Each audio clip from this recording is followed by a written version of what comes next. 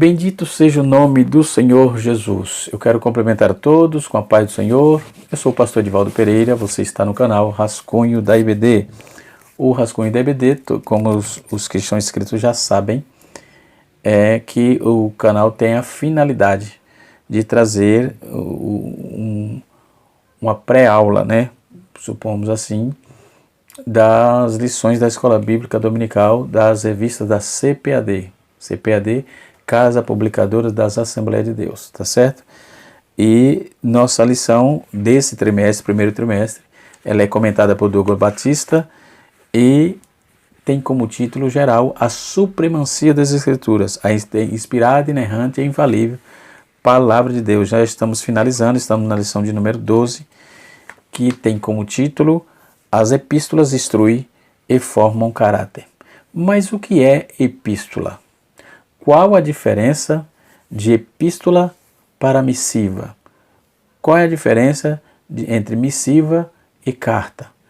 E assim sucessivamente. Essas palavras, elas são equivalentes, podemos assim dizer, mas cada um tem uma pequena finalidade, tá certo? No caso das epístolas paulinas, ela foi escrita não localizada, foi escrita para um público completo. Algumas, tipo Coríntios e tal, era localizada ali, mas no geral ela foi expandida para todo o povo e todos nos dias de hoje, certo? Então, o que é epístola? Não é? A palavra epístola, que vem do grego, que quer dizer epistolees, que significa carta, não é?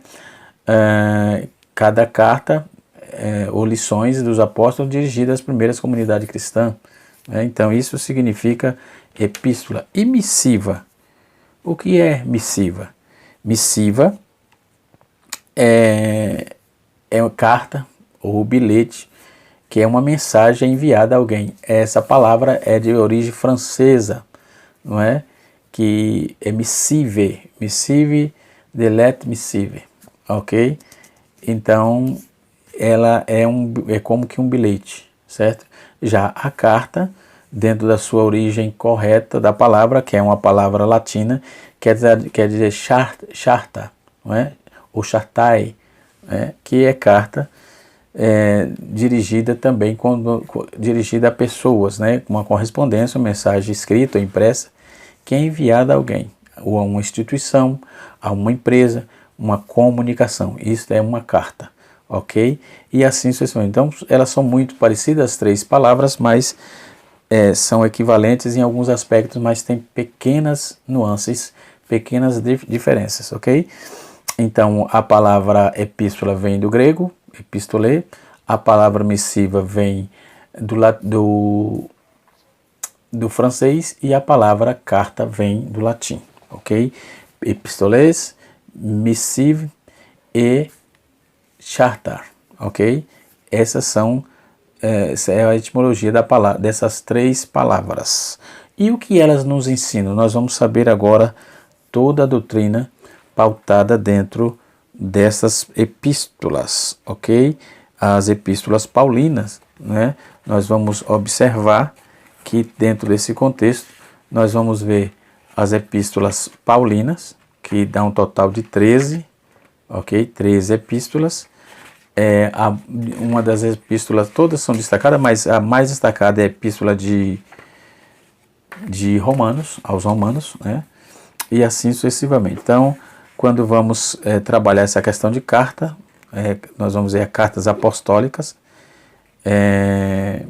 que vai tratar da salvação. Romanos é a salvação, o evangelho da salvação, e a primeira e segunda carta aos Coríntios, Paulo trata também sobre essas demandas, certo?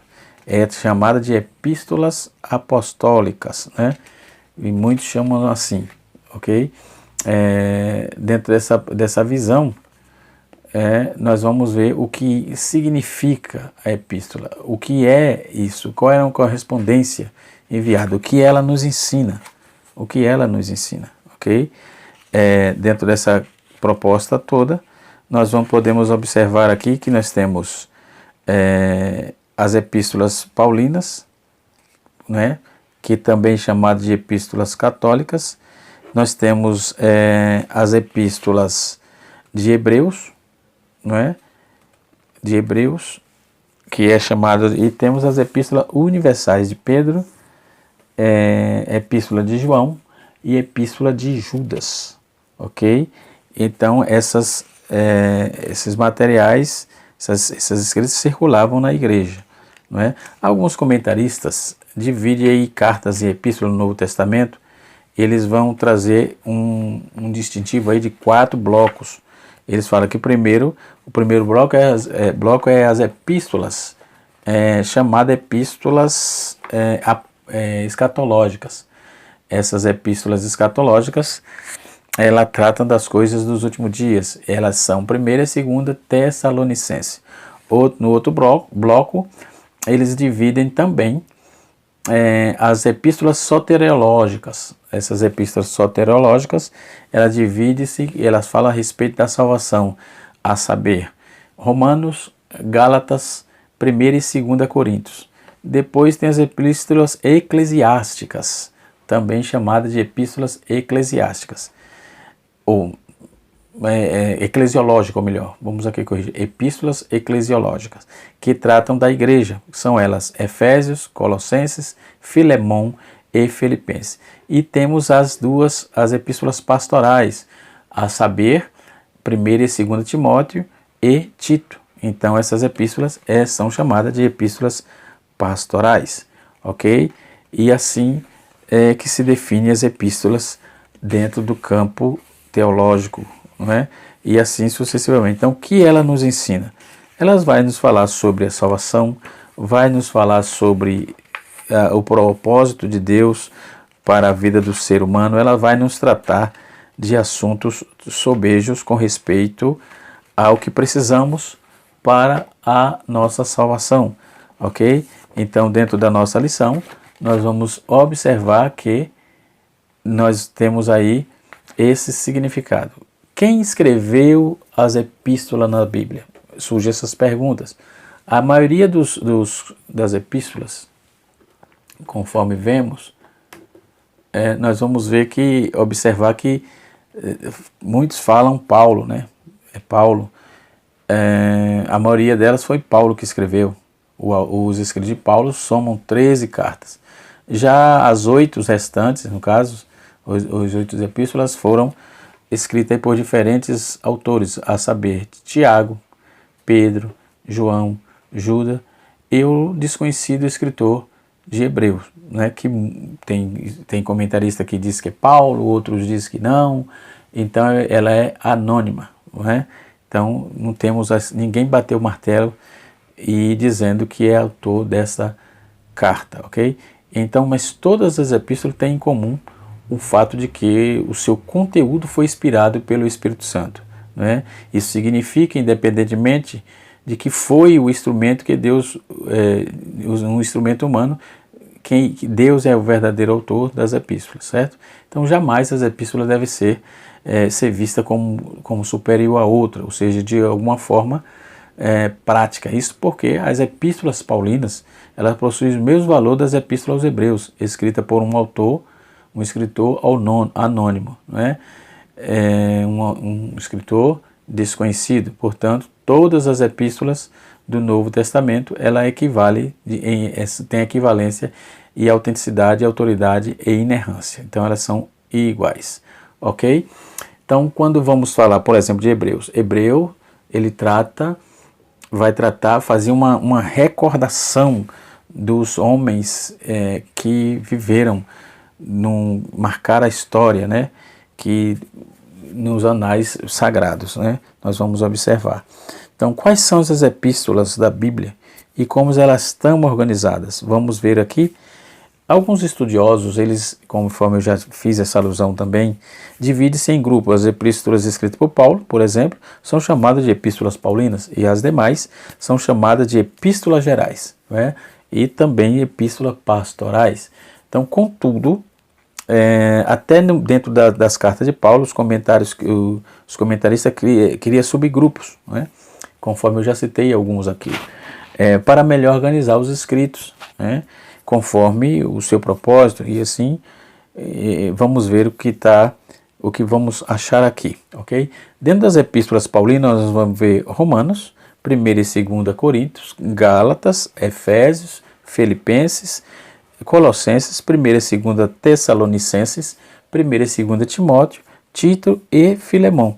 Dentre essas, Éfeso, Filipenses e Filemão são chamadas de epístola da prisão. Então, a epístola da prisão é Efésios, Filipenses, Colossenses e Filemão. Por quê? Porque Paulo estava preso quando escreveu essas epístolas, ok? Espero poder estar te ajudando e a você trazer essas elucidações na sua classe, ok? Também as cartas direcionadas a Timóteo e a Tito são chamadas de cartas pastorais, que eu também já disse aqui sobre isso, mas só reiterando. Porque nelas o apóstolo aconselha os líderes da igreja primitiva, por isso que são chamadas cartas pastorais. As cartas gerais, as epístolas gerais, Hebreus, Tiago, 1ª e 2ª Pedro, 1ª, 2ª e 3ª João e Judas, né? Então as epístolas gerais são designadas desta forma para que os intérpretes as considerem gerais. Por quê? Porque seus destinatários, apesar de Hebreus, 2ª Pedro e 2ª e 3ª João terem sido designados a grupos determinados ou pessoas específicas, né? Então existe diferença entre carta e epístola? Eu já trouxe essa visão aqui. Não. Não tanto as diferenças, existem poucas diferenças, elas são equivalentes, são sinônimas, né? Os dois termos são designativos, devem ser aí tomados como sinônimos, mas algumas pessoas preferem apontar algumas distinções que eu trouxe logo no início do nosso vídeo, do nosso conteúdo, da nossa aula, né? Tem um teólogo alemão chamado Deismann. Ele sugere que essa distinção básica essa distinção diz que as cartas são escritas mais pessoais, os trechos não literários ou não possuem intenção de ter o seu uso perpétuo, no caso. Por outro lado, segundo essa lógica, as epístolas são escritas mais impessoais, literários e com os propósitos de servir a um público geral de forma permanente, não é? Isso é as pequenas diferenças, nuances que eu também já trouxe. Mas analisando as epístolas do Novo Testamento, é possível que perceber um tipo de distinção. É muito exagerado. Além disso, nós vamos ver que a maioria das epístolas possui elementos que se enquadram em duas distinções. Qual a mensagem das epístolas no Antigo Testamento, não é? Que é o assunto propriamente dito na nossa lição. Podemos distinguir, assumir as epístolas, podemos resumir, ou melhor, resumir as mensagens das epístolas no Novo Testamento como sendo aí um conteúdo teológico ligado à igreja, à vida da igreja, o modo vivente da igreja, enfim, né? Tanto no Antigo Testamento quanto no Novo registram fatos históricos que servem para fundamentar a fé cristã. A Bíblia conta a história da redenção, o desenvolvimento progressivo desta história no tempo que é narrado, né? Desde o Antigo Testamento, culminando na encarnação de Cristo, nas promessas da era vindoura, conforme registrado no Antigo Testamento. Então, essas epístolas consideram esse contexto, a realidade, e apresentam aí implicações das Escrituras para os cristãos de todas as épocas e lugares. Elas ensinam os crentes acerca da mensagem do Evangelho de Cristo, exortando-os quanto à sua aplicação nas mais diversas circunstâncias e necessidades da vida cristã. As epístolas corrigem erros cometidos pelos cristãos, explica a importância da unidade do corpo de Cristo, fornece encorajamento no que diz respeito à perseverança na fé e na obediência do Senhor. Ela coordena, ou seja, condena os falsos mestres e nas suas doutrinas enganadoras. Ele regula a vida cristã da igreja num conceito geral, né, no sentido geral. Então, na verdade, todas as epístolas elas foram escritas em resposta a problemas e necessidades específicos, né, de pontos específicos que existiam naquela comunidade cristã naqueles dias. Por isso que elas foram escritas. Então, os primeiros cristãos, eles enfrentaram uma série de problemas. Então, elas foram escritas para tratar desses pormenores, desses problemas, que em muitos casos, no caso de Coríntios mesmo, foi uma igreja muito problemática, onde Paulo teve que escrever cartas, né? E dentre as outras também, mas primeira e segunda Coríntios, segundo alguns estudiosos, tem uma carta de Coríntios que foi perdida, né?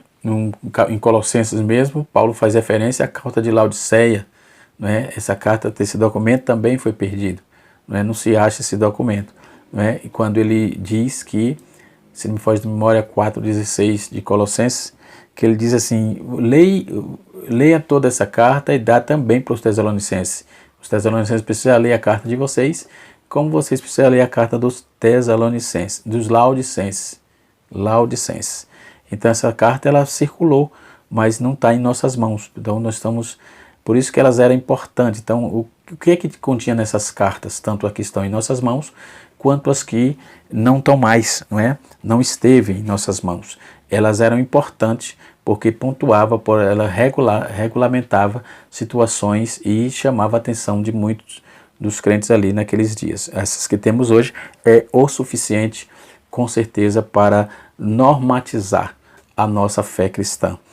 Glória a Deus. Então, mas como escritura inspirada, infalível, e inerrante e autoritativa, por exemplo, as epístolas jamais deve ser vista como meras cartas pessoais, não é? Ou passageiras. Nesse sentido, a sua mensagem é atemporal. Seu propósito é atingir em todas as gerações de crentes de todas as partes do mundo, não é? Então, não tem assim um lugar específico, é para todos. Então, com a iluminação do Espírito Santo, todo crente fiel, dedicado ao conhecimento da palavra de Deus, pode assim encontrar nas epístolas as respostas para os seus questionamentos diários. Dentro do cânon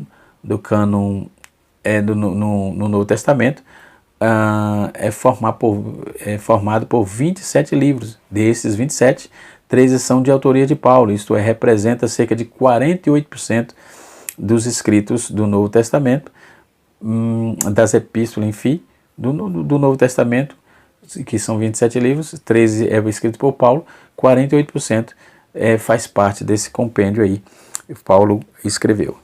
Então, dentro dos ensinos das páginas neotestamentárias, por exemplo, em virtude dessa grande produção, Paulo ficou conhecido como escritor de carta. Paulo nasceu em Tarso, né? Nós estudamos isso no canal, nós temos vídeos sobre Paulo, estudamos o trimestre passado, se não me foge a memória, o terceiro ou quarto, não me lembro muito bem, se não me foge a memória, ok?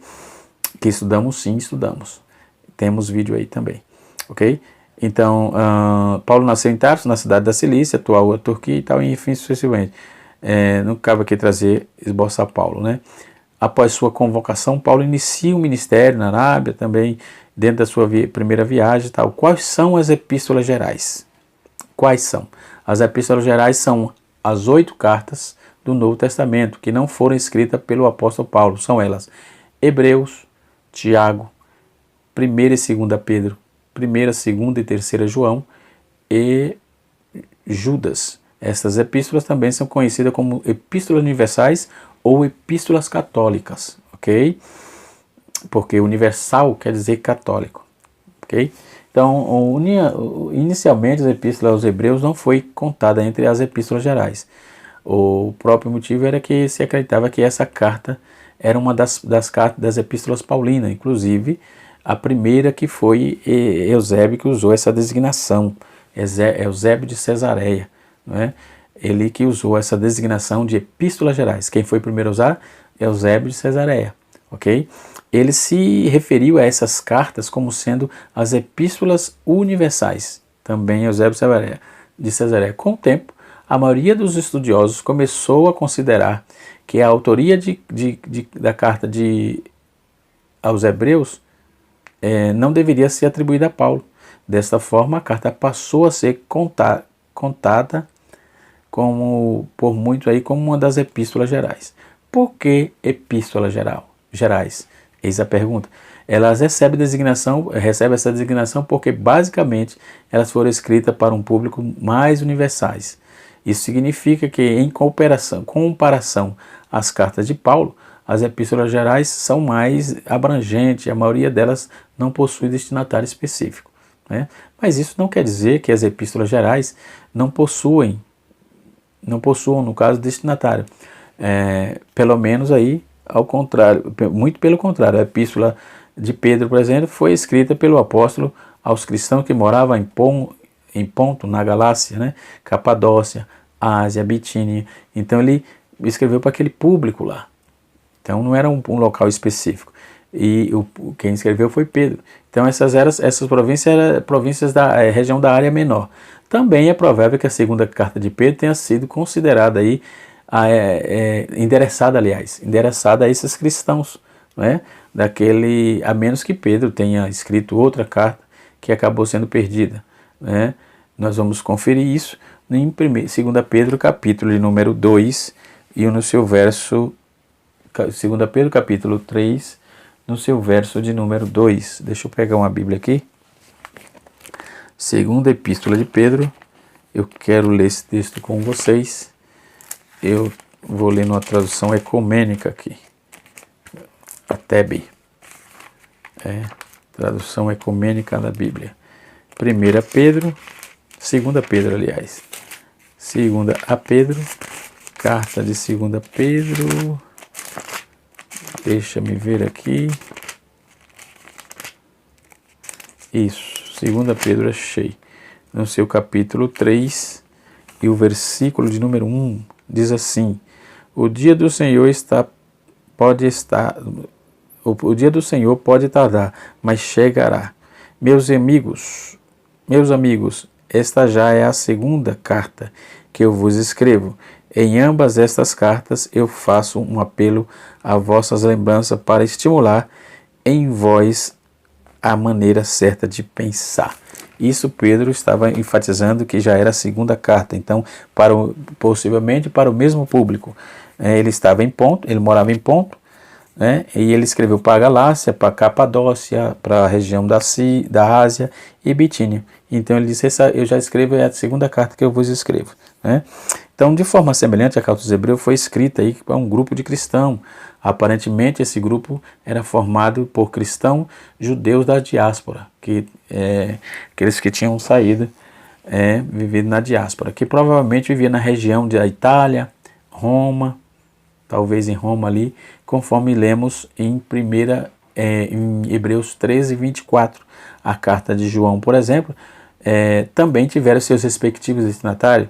A identidade de destinatário de 1 João é desconhecida, embora percebe-se que ter sido para um grupo de cristãos que mantinham um relacionamento próximo com o apóstolo.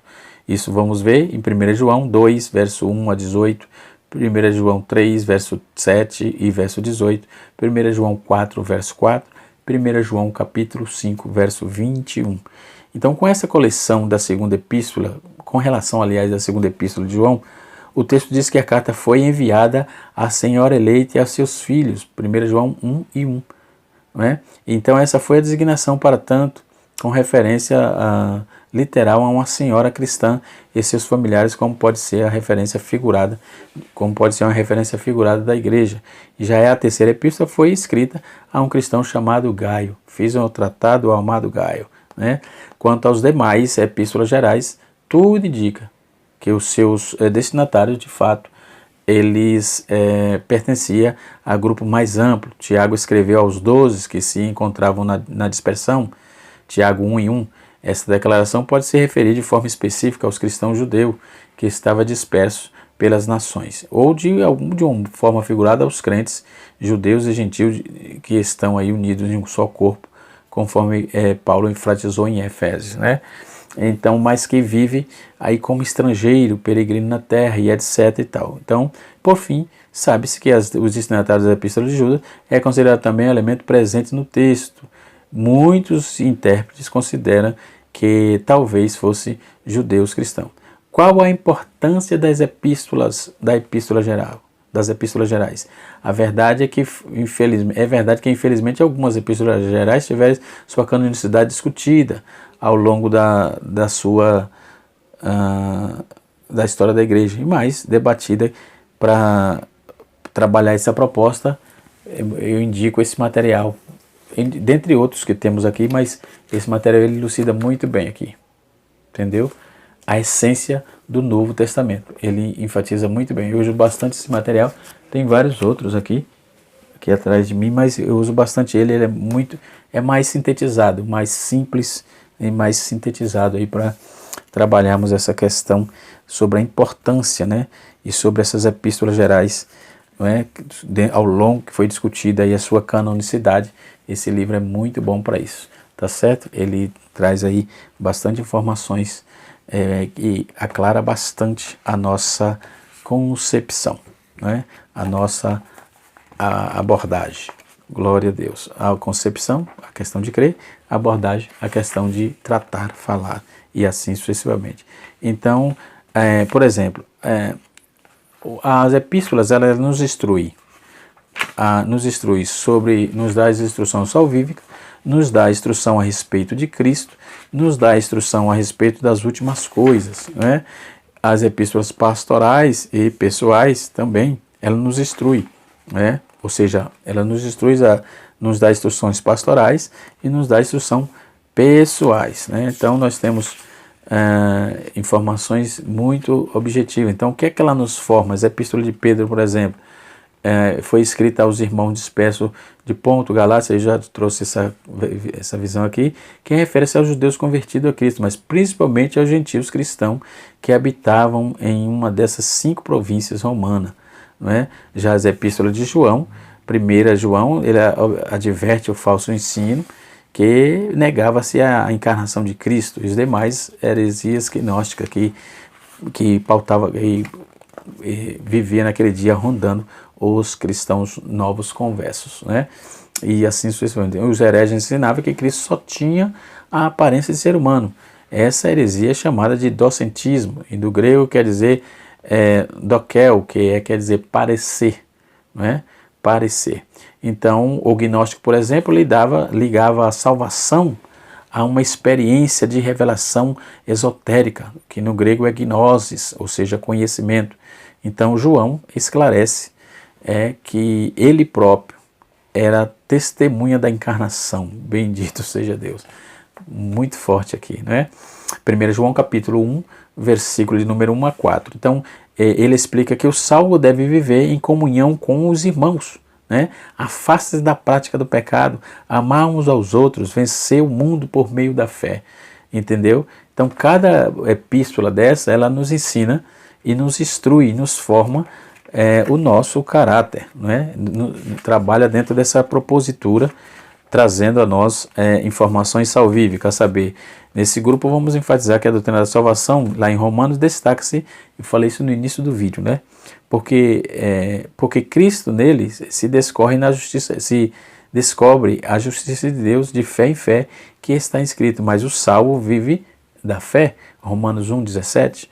Paulo ensina que a fé em Cristo nos liberta, né, do pecado, mediante o seu sacrifício remidor. Então somos declarados justos diante de Deus, conforme Romanos 3, verso 23 a 25. Né? Então a sentença o justo viverá da fé, remonta aí ao profeta Abacuque, né, que aparece em Gálatas capítulo 3, verso 11, Hebreus capítulo 10, verso 38, e o que faz dessa declaração um parceiro antigo, né? um preceito antigo que era pautado também para cumprir nessa nova aliança. Essa expressão significa que os cristãos viverão por causa da fidelidade a Deus, por causa da sua resposta de fé a Deus. Como resultado, eles terão vida eterna e experimentarão a plenitude da vida. Já em Gálatas ressalta que os homens não é justificado pelas obras da lei, mas pela fé em Cristo. Então, portanto, pela fé, pelas obras da lei, nenhuma carne será justificada. Na construção da última parte desse versículo, Paulo faz alusão ao Salmo 143, verso 2, e explica que a justificação do crente não vem por observar a lei. Então, a condição de ser declarado não culpado diante de Deus vem por meio da fé. Então, esses aprendizados, né, são aprendizados para a nossa vida, né, para nós caminharmos, para nós seguirmos, para nós obedecermos, para obtermos as vitórias em Cristo e crermos em Cristo. Em 1 Coríntios, sublinha-se a mensagem do Cristo crucificado, né? O texto informa que os judeus buscavam sinais e os gregos buscavam sabedoria. Observe o antagonismo, né? Enquanto uns buscavam sinais, cristãos buscavam sinais, os judeus, e os gregos trabalhavam, os cristãos, os judeus buscavam sinais, os gregos queriam conhecimento. Então, portanto, a mensagem de salvação por meio da cruz era escândalo para os judeus e loucura para os gregos. Então, não obstante, Paulo assevera aí que Cristo é o poder de Deus e a sabedoria de Deus. Já em 2 Coríntios, frisa-se o ministério da reconciliação por causa do pecado, né? O homem vivia em inimizade com Deus, portanto, Deus estava disposto, isso está dentro da nossa lição aqui, eu estou lendo, estou trabalhando o texto dentro da lição, disposto a perdoar as ofensas de um mediador. Assim Cristo levou os nossos pecados na cruz e nos reconciliou com Deus. 2 Coríntios, capítulo 5, verso 19 a 21. Não é? As instruções das últimas coisas nós vamos encontrar em Tessalonicenses. 1 Tessalonicenses, Paulo ensina que o retorno de Cristo aos que ficarmos vivos seremos arrebatados quando a vinda do Senhor nós temos essas bases bíblicas quanto nesse texto. Na nossa declaração de fé, que está aqui também, sempre acompanhando-me, não é? Está aqui. Na nossa declaração de fé, nós tratamos disso também. É tratado disso também na declaração de fé das Assembleias de Deus, ok? Muito bem.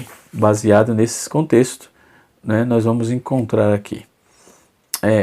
E a nossa declaração de fé é assim: a primeira é o arrebatamento da igreja antes da grande tribulação. E segunda fase é a primeira e segunda fase, né, do arrebatamento. A segunda fase da vinda do Senhor em glória depois da grande tribulação visível aos olhos de todos. Nesta vinda gloriosa, Jesus retornará com os santos arrebatados da terra, onde na vinda do Senhor Jesus Cristo, conforme 1 Tessalonicenses capítulo 3, verso de número 3. Já as instruções pessoais, as epístolas particularmente, nos instrui na experiência, né, da vida prática, diante das duas delas foram distintas aí, dirigida para Timóteo, por exemplo, um jovem pastor, lá em Éfeso, um natural de Lista, jovem do pai do gentil e mãe judia, era um filho de gentil e mãe judia, seu pai, né, sua mãe era judia e seu pai era gentil, e assim sucessivamente. Primeiro Timóteo, Paulo orienta o combate à heresia por meio da sã doutrina, não é? Em Timóteo deveria aí coibir esses ensinos nebulosos e escabrosos que pairava por ali. Portanto, irmãos, as epístolas nos instruem e nos formam. 1 Pedro também já disse aqui, fala sobre trabalhar essa proposta, por 2 Pedro, 1, 2 e 3 João também, e aos Hebreus, tá certo? No caso da doutrina da justificação pela fé, nós vamos ver que Judas trabalha essa proposta, ele foi endereçado aos cristãos, espalhado pelo mundo todo, né? O autor também é meio irmão de Jesus, conforme Judas 1, na parte A. Judas só tem um capítulo, todos sabem, né? Judas exorta a ser exorta o salvo a batalhar pela fé que uma vez foi dada aos santos, versículo 3, por causa dos hereges infiltrados na igreja, não é? Hoje não é diferente, precisa ter cuidado, não é? Uma vez que a Bíblia nos aponta que temos que ter cuidado com a nossa fé, ok? Que Deus abençoe tudo, que o Espírito de Deus continue sobre as nossas vidas, não é? E que o amor de Deus continue cobrindo cada um de nós e nos guardando. Deus abençoe e até a próxima aula, estamos finalizando. Na última aula, nós estaremos estudando sobre a leitura da Bíblia e a educação cristã. Deus abençoe, canal Rascunho da IBD, ensinando para transformar vidas, né? Eu elaborei aqui uma lista de fatores como a Bíblia, como as epístolas nos transformam, é muita coisa, né? O poder de Deus para nós, a sabedoria de Deus para nós, o conforto de Deus para nós, a justiça de Deus para nós, a riqueza para nós, o caráter suficiente de Deus para nós, a plenitude de Deus para nós, a promessa de Deus para nós, a recompensa de Deus para nós. Romanos, 1ª e 2ª Coríntios, Gálatas, Efésios, Filipenses, Colossenses, 1ª e 2ª Tessalonicenses. Né? Depois a fase da mensagem evangélica, isso é a ênfase do Senhor Jesus. A mensagem, o Evangelho é a sua mensagem, o Evangelho é o seu ministério, o Evangelho e seus ministros, o Evangelho e seus mutiladores, o Evangelho e seus lugares celestes, o Evangelho e seus lugares terrestres, o Evangelho e as suas filosofias, o Evangelho e o futuro da igreja, o Evangelho e o anticristo, enfim, tudo dentro das epístolas paulinas. Nós vamos ver em Romanos também, Cristo em justificação, em Cristo justificação, em Cristo salvação, em Cristo consolação, em Cristo libertação, exortação, em Cristo gozo, plenitude, tradução e compensação. Tudo isso baseado nas epístolas que o Senhor permitiu estar em nossas mãos. Deus abençoe no nome do Senhor Jesus. É muitas informações e para falar, senão o vídeo sai muito longo, se no canal Rascunho Teológico estaremos fazendo o panorama bíblico do Novo Testamento e nós colocaremos mais conteúdo lá posteriormente, tá certo? Deus abençoe a todos e até a próxima, se Deus assim nos permitir. Canal Rascunho DBD, ensinando para transformar vidas.